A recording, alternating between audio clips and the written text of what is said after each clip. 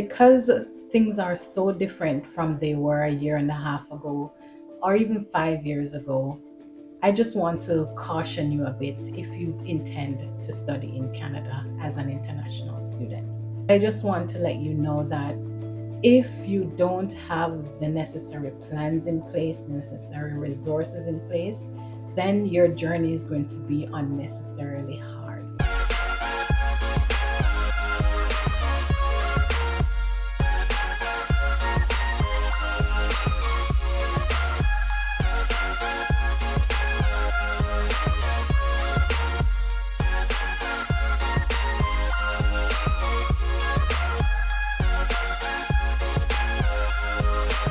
Hi, and welcome back to Through Nicky's Lens. I am Nicky, and I'm here today with another video for you. I have a few questions for you, and if you answer yes to any of those questions, then that means that this video is just for you. Are you planning on coming to Canada as an international student? Do you know somebody that intends to come to Canada as an international student? Are you already here as an international student? So that means that I have 5 points to make for you today. Wait, if it is that you plan to come to Canada and you're not prepared. Let me just say, first of all, that being an international student in 2023 is way different from 5 years ago, a year and a half ago. Here are the 5 points that will set you up for failure if you're not very careful. You have inadequate financial resources. You are highly fixed on getting a skilled job while studying as an international student.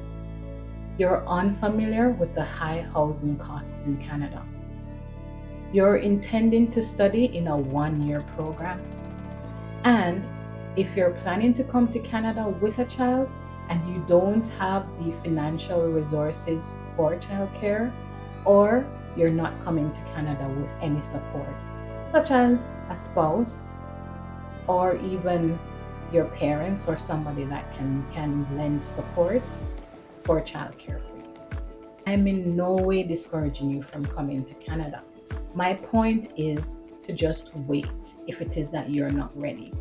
Simply because you might be setting up yourself for a fall, to struggle unnecessarily. Your studies as an international student might not go as well as it could have been if you were more prepared than you did come without the necessary resources. When you think about not having adequate financial resources, you have to think about the fact that tuition for international students is very expensive.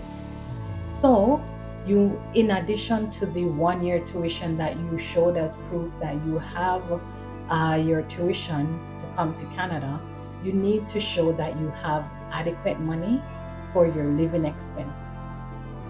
Your tuition comes with paying for books and other resources such as health fees. Living expenses is inclusive of buying food on a daily basis, ensuring that you have the necessary resources to get to campus. So if it is that you're taking public transportation, that means that you would have to ensure that you top up whatever transit card that you need to have sort funds on to ensure that you can get around. And especially if you're traveling through multiple zones, then it gets more expensive.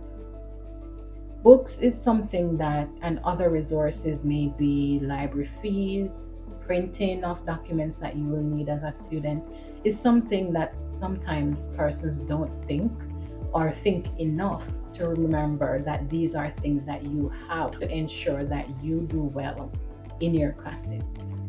So you're thinking of your tuition alone, and you might feel that this is all you need. That is not so. You might also need to take into consideration other resources. You might have to subscribe to a platform for your courses. If it is that you have to pay for a membership fee or anything like that. The other thing I would say that if you are fixed on getting a job that is similar to the job that you were doing back home. And most times we might consider this as a skilled job. I'm not saying not to have ambitions, but just bear in mind that as an international student, your focus is not to get a skilled job right away, especially that any work experience that you have in Canada as an international student or as a student does not count as work experience when you are ready to apply for your permanent residency, that's PR. So, the most important thing right now is to find a job that pays you. Maybe find a job that pays you more than minimum wage. Because, as I indicated before, once you're coming here, living expenses are very expensive. So, you would need to find a job that can give you some amount of Canadian work experience, expose you to what it is like working in Canada. And I would definitely say to you, don't focus on necessarily getting a skilled job. You might be okay with just a survival job, maybe working um, as in food service, working as a store associate or something. You can aim for a job that is better, but try not to focus too much on that to the point where you don't even start working 3, 4, 5 months after coming here because you can't find the perfect job. Manage your expectations. That's what I would say in terms of your job prospects and the kinds of jobs that you're willing to do. You have to bear in mind and remember that you are coming here to study, and that should be your main focus. So don't sit and try to get that perfect job. Just find something that you can do to help you to get by. Another thing that you must also bear in mind that even though international students can in under normal circumstances can work 20 hours per week, it's not a guarantee that you will get a job that gives you 20 hours per week or allows you to work for 20 hours per week. So don't come expecting to work and get paid to pay your tuition, to pay your rent. The point is that you need to come with the money to pay your tuition and a buffer just in case you cannot find a job immediately or anything at all might go wrong. So I just want to encourage you not to get to focus too much on getting a skilled job. For most students in Canada, try to get a survival job instead of a skilled job because a lot of times you might be waiting on a skilled job for 4, 5, 6 months and you can't find one. So the important thing to do is to find a job that can help you in some way, help to supplement, to pay your tuition, just help. Don't come expecting that you will get 20 hours per week because it's not guaranteed. Although international students can work 20 hours per week, it's not a guarantee that you will actually get a job that allows you to work 20 hours per week or even pay you enough that you can pay your tuition, that you can even pay your rent. Just come prepared with enough money to cover your tuition, to be used as a buffer just in case anything should happen. Maybe you're not able to find a job right away. There are expenses that you didn't take into consideration coming here, and you need to use that money to cover the cost. I would not encourage you or anyone at all to borrow funds from people and to use as quote unquote show money, because this is money generally that you will not get to spend. But in your application, you indicated that you have that funds to pay your tuition and to use as your living expenses, to cover your living expenses. But in truth and in fact, you both only borrowed that money from a friend, from a family member to cover your tuition. That is not the best way to go. It can be very dangerous because at the end of the day, you might come, you start your classes, you do one term or one semester, and you don't have the money to continue into the program. And when those things happen, that is basically putting your status in Canada at risk. Because if you're not enrolled in school, you're not enrolled full time in except in your final term where you maybe go to school part time, you are at risk of losing your status. You are at risk of losing your eligibility to stay in Canada and your status as an international student. So just keep in mind that you may not be able to get even the 20 hours per week that international students are allowed to work. So come prepared just in case anything happens that you did not prepare for.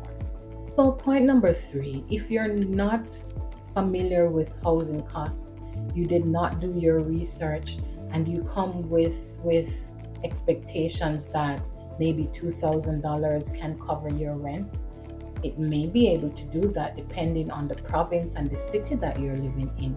But in high populated and highly sought after provinces like Ontario and British Columbia, it may be one of the most difficult things to find housing at a affordable cost. And we're talking about sometimes even finding rent that is less than $1,000. It is possible, but it is not always easy. And you, if it is that you want to find rent for that amount for less than $1,000, usually you have to come prepared to share space with somebody. It's even challenging to find housing. So you need to start your search before you come to Canada. And if it is that you cannot find a suitable housing before you come to Canada, try to get an Airbnb, which can be very costly at times, and it depends on where. If you can find an Airbnb for 2 or 3 weeks, then you can do that until you go about on the ground and you try to find a suitable place to live before the time that you have booked for the Airbnb to pass. One of the most dangerous things as well that international students come to Canada and do is to study in our 1 year program. This has worked for at least a few people that I'm aware of. Maybe I don't know them personally, but these are people that I have heard their stories that they did a 1 year program when they came here and they got a job quickly after graduating from school, so they were able to get the necessary work experience that they needed to qualify for Canadian Experience class and then to apply for permanent residence. I would strongly recommend for you to do a program that is longer than a year. I know that you might be considering cost as one of the major things to make the selection for the program that you enroll in, but just bear in mind that things don't always go according to plan. And one of the most important thing also that you need to bear in mind is that you need to get a skilled job and to work for at least 1 year to qualify for Canadian Experience class to become a permanent resident. You may not get that job immediately. Some persons, it takes them months based on the city that they're in, based on the field, as well as the province. So keep that in mind and consider, highly consider, to do a program that is on, even on paper, it's 2 years duration, so that you would more likely be guaranteed to get a 3 years work permit, post-graduation work permit. Once you get a post-graduation work permit that is 3 years, it is highly likely that you'll be able to find an appropriate job, a skilled job, gain the necessary work experience that you need in Canada to qualify for Canadian Experience class, as well as to just get that work experience that you need to put you in a better position to be more competitive among the many students that are here vying for an opportunity just like you to become a permanent resident. If you're planning to come to Canada alone, that is fine. You won't experience some of the challenges that persons come here, students come here, that come with a child. Just keep in mind that I am a parent. So, if you are an international student or planning to come to Canada as an international student and you have a child, you have to think long and hard about the different options that might be available to you and the best option for you if you're planning to come with your child or if you're planning to leave your child with somebody. It might be a parent, it might be your spouse, or another family member or friend. Coming to Canada with a child can come with many challenges. And the most important of them all is childcare expenses. This, like finding house or housing costs, is quite expensive. So please consider if you are a single parent, maybe to leave your child behind for a while or maybe for the entire duration of your studies. This is a hard suggestion for me to make to another person because of my experiences growing up without my biological parents, and it was quite hard and challenging. And I promised myself that I would never leave my child behind if I had to go to another country, simply because of my personal experience. I unfortunately had to do that, but in my situation, I was leaving my child with my husband, and things turned out pretty well. It was quite hard because we didn't have the necessary documents in place for them to travel with me at the time. And I believe it eventually worked out because childcare is very expensive, as I said before, and we were not in a position to find that amount, $1,000 or a little bit less or more, to cover the expenses for daycare. Children in Canada start school, kindergarten, at age 5. Back in your home country or in Jamaica, kids start to go to school from quite a younger age. So you might be used to them going to school, and then you don't have to necessarily worry about daycare or things like that. But when you come with a child and the child is not of school age, you either have to find a child care facility that can take care of that child while you go to school or whatever. And if that is not the case, you have to ensure that you put things in place. If you are able to study online, that you can do the classes while you have your son or daughter with you. You may have to find a facility to take care of your child while you are doing classes, while you might be working part. And again, that might not be the easiest thing. So, my suggestion to you, if you are a single parent and you don't have a spouse, it might be the best thing for you to find someone to leave your child with back in your home country. And then when you are done with your studies and you might be in a better position, at that point you can consider getting your child to come to Canada and stay with you. If you have a spouse, then one of the things that you can do is to schedule your classes around the times that your spouse is available and can take care of your child while you are in classes. That could be doing classes in the evenings, depending on when your spouse gets home from work.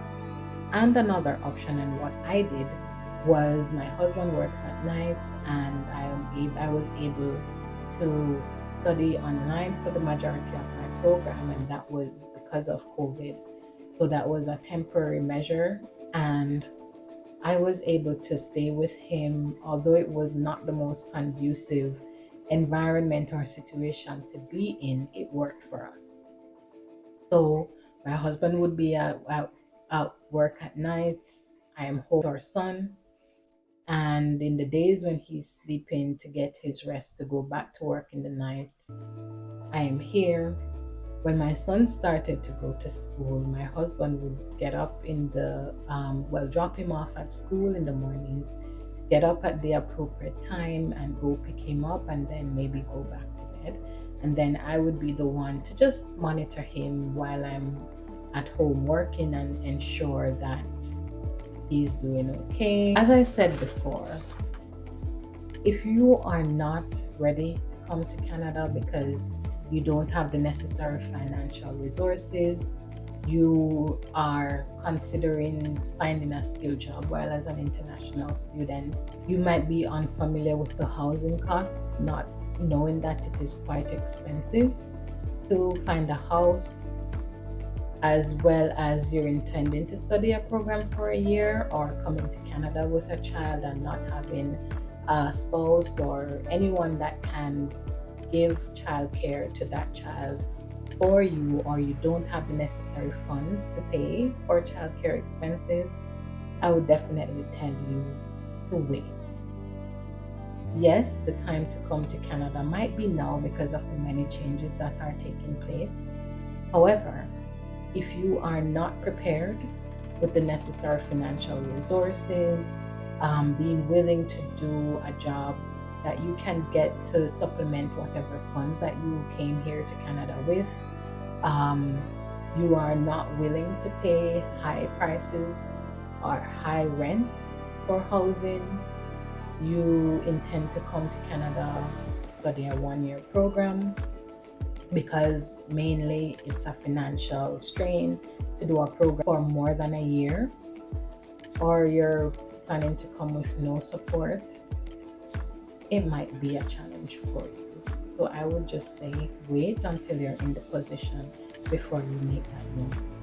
So thank you so much for watching my video today.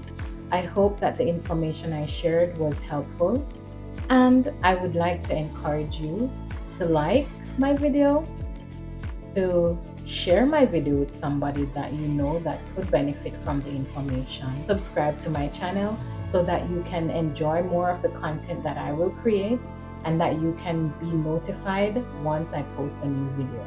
This has been Through Nicky's Lens, and I'll see you in the next video.